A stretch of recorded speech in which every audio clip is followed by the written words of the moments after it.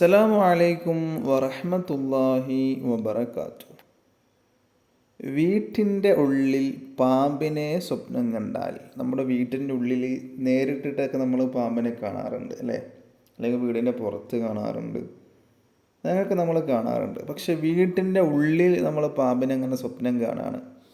അപ്പോൾ അതിൻ്റെ വ്യാഖ്യാനം എന്തായിരിക്കും എന്നാണ് ഇവിടെ പറയാൻ വേണ്ടി പോകുന്നത്.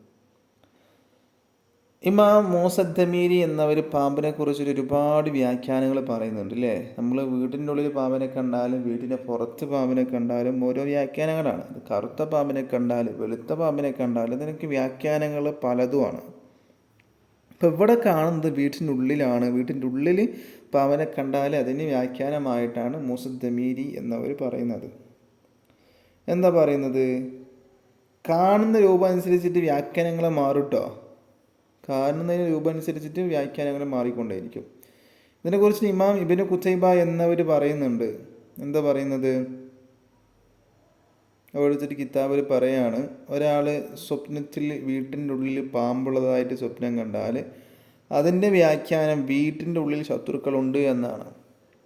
വീട്ടിൻ്റെ ഉള്ളിൽ ശത്രുക്കളുണ്ട് അത് വിചാരിച്ചിട്ട് നമ്മൾ സ്വപ്നം കണ്ടാൽ വീട്ടിൻ്റെ ഉള്ളിലുള്ള ആരെയും സംശയിക്കാൻ നിൽക്കണ്ട.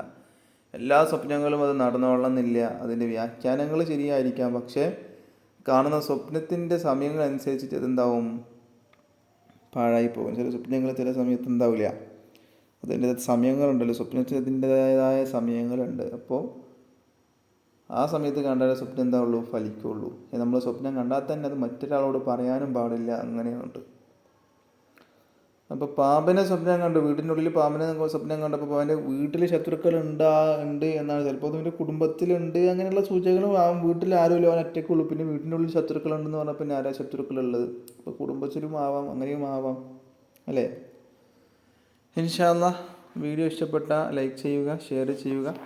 ഇതുപോലത്തെ വീഡിയോസ് ലഭിക്കാനായി ചാനൽ മറക്കാതെ സബ്സ്ക്രൈബ് ചെയ്യുക.